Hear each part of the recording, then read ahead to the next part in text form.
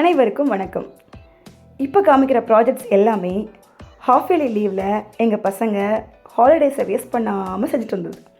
நீங்கள் கேட்கலாம், இதெல்லாம் என்ன பசங்களாம் செஞ்சுருக்க போகிறாங்க, அவங்க பேரண்ட்ஸும் செஞ்சு கொடுத்துருப்பாங்க அப்படின்னு கேட்கலாம். கண்டிப்பாக இது எல்லாமே பேரண்ட்ஸ் தான் செஞ்சு கொடுத்துருப்பாங்க. ஆனால் எந்த ஒரு புது விஷயம் செய்யும்போதும் பிள்ளைங்க ஆர்வமாக பக்கத்தில் வந்து உட்காரும்.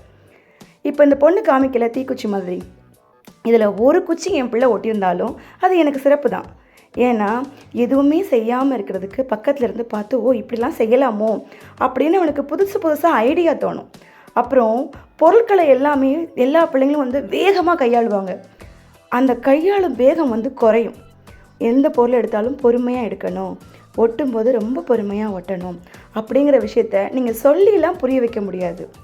பக்கத்தில் இருந்து ஒரு விஷயமாக பார்க்கும்போது, ஓ இப்படிலாம் செய்யலாமா, இது அழகாக இருக்கே, இந்த மாதிரி வேஸ்ட்டாக தூக்கி போடுற மூடியில் கூட இந்த மாதிரி அழகாக பண்ணலாமா, பாட்டிலை வச்சு இந்த மாதிரி அழகாக பண்ணலாமா, அப்போ நம்ம இப்படி பண்ணால் என்ன அப்படின்னு அவங்களுக்கே புதுசாக நிறைய ஐடியாக்கள் வரும். அதே மாதிரி இங்கே கொண்டுட்டு வந்து காமிக்கும் போதும் அவ்வளோ சந்தோஷப்படுவாங்க பிள்ளைங்க. என்னோடது அழகாக இருக்கா, இதை செய்யும்போது நான் பக்கத்தில் இருந்த மிஸ், இந்த மூடியை நான் தான் மிஸ் ஒட்டினேன், இந்த மாதிரிலாம் பிள்ளைங்க நிறைய எங்களுக்கு சொல்லுவாங்க. இதனால் வேஸ்ட்டுங்கிற ஒரு பொருள் உலகத்தில் இல்லைங்கிறத கட்டாயமாக என் குழந்தைங்க புரிஞ்சுப்பாங்க. தேங்க்யூ.